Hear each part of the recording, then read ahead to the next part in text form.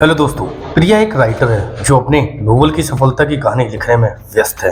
लेकिन हर बार जब वह अपने लक्ष्यों पर ध्यान केंद्रित करना चाहती है तो कुछ न कुछ उसे विचलित कर देता है, जैसे कि social media, email, phone notification और ये सिलसिला चलता रहता है। दिन का अंत होता देख प्रिया को एहसास होता है कि उसके अपने काम में ज्यादा प्रगति नहीं हुई। इसकी चिंता बढ़ने लगती है और वो सोचने लगती है कि आखिर मैं अपने लक्ष्य को हासिल क्यों नहीं कर पा रही हूँ। जी हाँ दोस्तों, कैसे हम अपने दिमाग को ट्रेंड करें हार्ड चीजें करने के लिए। क्या आपने कभी सोचा है आपका सबसे बड़ा दिन का विलेन कौन है? आज हम इस आधुनिक दुनिया के एक छुपे हुए दुश्मन, सबसे बड़ा विलेन और उसके ध्यान भटकाने वाले चक्कर को समझेंगे। तो आज हम बात करेंगे डिटॉक्स ब्रेन की बुक समरी तो नहीं कहना चाहता, क्योंकि किसी भी बुक को लिखने में ऑथर की 2 से 3 साल का समय लगता है और उस 2 से 3 साल के समय के अंदर ऑथर अपने 15 से 20 साल के एक्सपीरियंस को हमारे लिए 200-300 पेजेस की बुक के अंदर रख देता है। अब आप खुद सोचो, 2 से 3 साल बुक को लिखने का समय और 10 से 15 साल का एक्सपीरियंस को एक 10 से 15 मिनट की वीडियो के अंदर समराइज करना तो एक तरफ से अन्याय है और उस ऑथर के लिए भी अन्याय है। और अगर कोई बुक लवर होगा तो उसे भी चीज पसंद नहीं होगी, और मैं भी एक बुक लवर हूं तो मुझे भी चीज पसंद नहीं आती। इसलिए मैं आपको डिटॉक्स ब्रेन की बुक समरी नहीं, बुक सीरीज देना चाहता हूँ, जो कि इस बुक सीरीज का ये पहला पार्ट है। अगले पार्ट के लिए प्लीज चैनल को सब्सक्राइब करके नोटिफिकेशन बेल को हिट जरूर करें, जिससे कि इसका अगला पार्ट जब भी आता है सबसे पहले आप तक जरूर पहुंचे। तो आज की इस वीडियो में हम 5 इंपॉर्टेंट टॉपिक जानेंगे जिससे हम अपने टाइम मैनेज कर सके और सक्सेस हासिल कर सके। हम इस दुनिया के एक छुपे हुए दुश्मन डोपामाइन के बारे में जानेंगे। जी हाँ, डोपामाइन वो न्यूरोट्रांसमीटर है जो हमें पुरस्कारों में खुश रखता है। हमें अगर कोई भी चीज मिलती है तो उसमें खुश करके रखता है। जब प्रिया को कोई नोटिफिकेशन मिलता है तो उसका ब्रेन ऑटोमेटिक रूप से डोपामाइन रिलीज करता है, जो एक शॉर्ट टर्म खुशी देता है लेकिन लॉन्ग टर्म सेटिस्फेक्शन नहीं देता।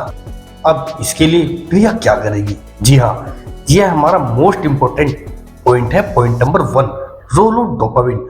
कि आपको मैंने बताया कि डोपामिन होता क्या है और उसे कैसे हमारा ब्रेन एक्टिवेट करता है, इससे हम कैसे बच सकते हैं। और प्रिया ने क्या किया? प्रिया ने फैसला किया कि वह हर दिन सुबह 8 बजे से 10 बजे तक अपनी राइटिंग डेस्क पर बैठकर लिखेगी बिना किसी ध्यान भटकाए। तो आपके लिए आप क्या करेंगे?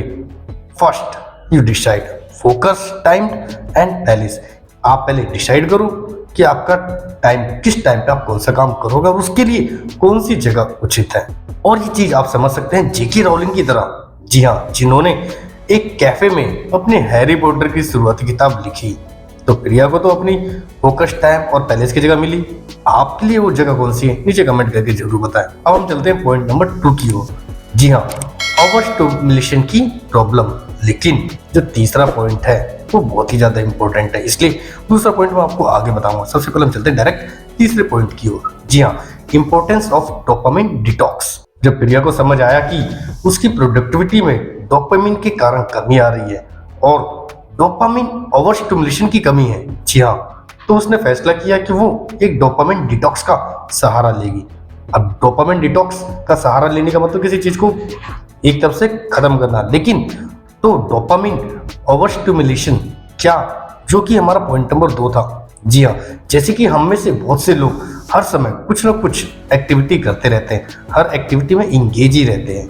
क्या कभी कभी ज्यादा स्टिमुलेशन की वजह से जब कोई महत्वपूर्ण काम करना होता है तो ध्यान भटकना आसान हो जाता है। जैसे हम ऑफिस में कोई कंटेंट लिख रहे हैं और तभी भाई का कॉल आ जाता है कि भाई ये चीज लानी है या इसको ऑर्डर कर दे, और फिर आपका ध्यान उस साइट पे सर्च करने में लग जाता है वो साइट पे वो चीज है क्या, कितने की है, क्या है, और उसी ऑर्डर को करते करते उसकी जगह फिर हम दूसरी चीज देखने लग जाते हैं और इसी तरह से हमारा पूरा टाइम निकल जाता है। और फिर हमारा बॉस हमें बहुत ऊंची खासी सुनाता है और आपको सुननी भी पड़ती है। इसीलिए ये डोपामिन ओवर स्टिमुलेशन है, जो कि हमारा पॉइंट नंबर 2 था, मोस्ट इंपोर्टेंट। और उसी के साथ जैसे कि आप लोग समझ चुके हैं कि डोपामिन का रोल क्या है और ओवर स्टिमुलेशन की क्या प्रॉब्लम है, अब हमें डोपामिन डिटॉक्स का सहारा लेना है।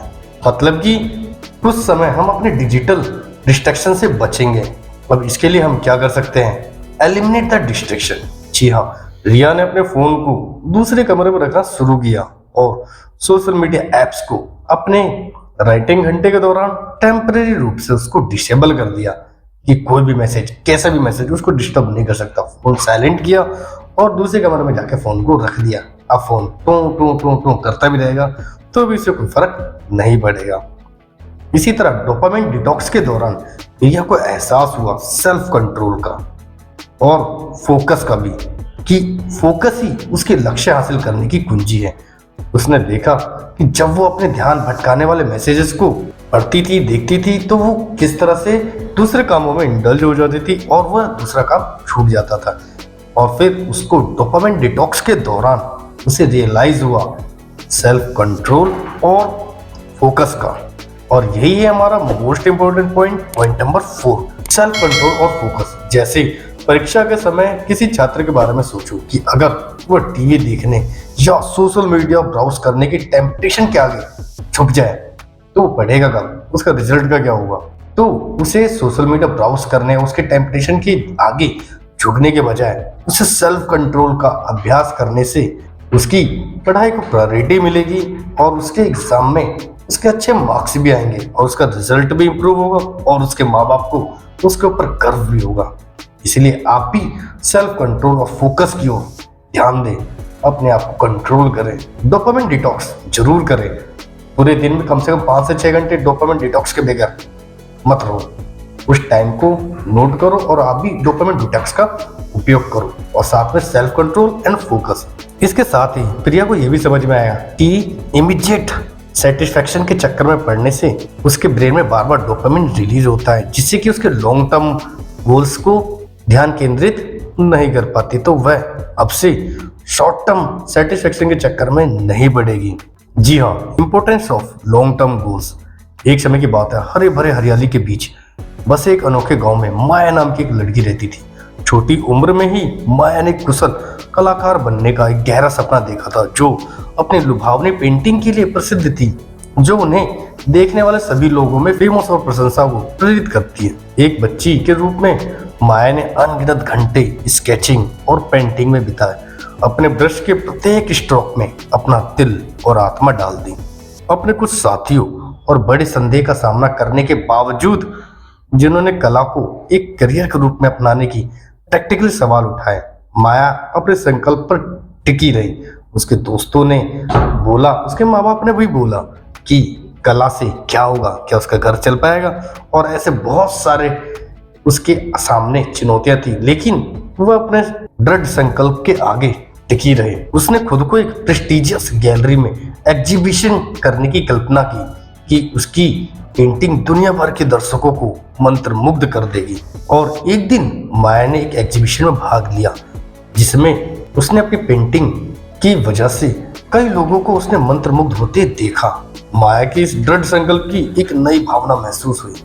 कलाकारों की सफलता की कहानियों और अपने से पहले की मंत्रमुग्ध कर देने वाली कलाकृतियों से प्रेरित होकर माया ने खुद से एक गंभीर प्रतिज्ञा की कि वह अपना पूरा जीवन पेंटिंग की कला में महारत हासिल करने और एक प्रसिद्ध कलाकार बनने के एक सपने को साकार करने के लिए समर्पित कर देगी। और ये था माया की लॉन्ग टर्म गोल्स और लॉन्ग टर्म विजन। जी हाँ, आपके कौन कौन से गोल लॉन्ग टर्म गोल हैं, प्लीज कमेंट में जरूर बताएं। तो क्या प्रिया अपने डोपामाइन डिटॉक्स को सफलतापूर्वक पूरा कर पाएगी, और क्या उसने अपने नोवेल को अपने मुकाम तक ले जा पाई जहां उसे देखना चाहती थी? कैसे प्रिया ने अपने ध्यान भटकाने वालों को दूर किया और अपनी प्रोडक्टिविटी को और इनहांस किया, कि प्रोडक्टिविटी उसने अपने कैसे इंक्रीज करी, ये सब हम जानेंगे, लेकिन इस एपिसोड में नहीं, अगले एपिसोड में, जो कि डोपामाइन डिटॉक्स का सेकंड एपिसोड होगा। उसके लिए प्लीज चैनल को सब्सक्राइब करके नोटिफिकेशन बेल को हिट जरूर करें, जिसके कमेंट में लिखें सेकंड पार्ट अपलोड, जिससे कि हमें भी मोटिवेशन मिलता रहता है और हम भी ऐसी कंटेंट रिसर्च के साथ आप तक टाइम टू टाइम देते रहते हैं। तो चैनल को सब्सक्राइब करना बिल्कुल ना भूलें और कमेंट जरूर करें।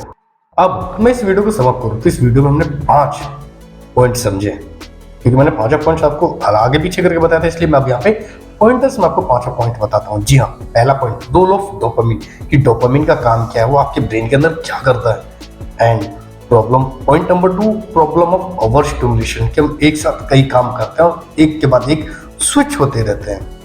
And third, importance of dopamine detox, हमें भी अपनी लाइफ में डोपामिन डिटॉक्स करते रहना चाहिए। एंड फोर्थ नंबर, जी हाँ, सेल्फ कंट्रोल एंड फोकस, कि हमें अपनी लाइफ में कुछ भी करना हो तो सीधी सी बात है, सेल्फ कंट्रोल और फोकस जरूरी है, एक तरफ सक्सेस की कुंजी है।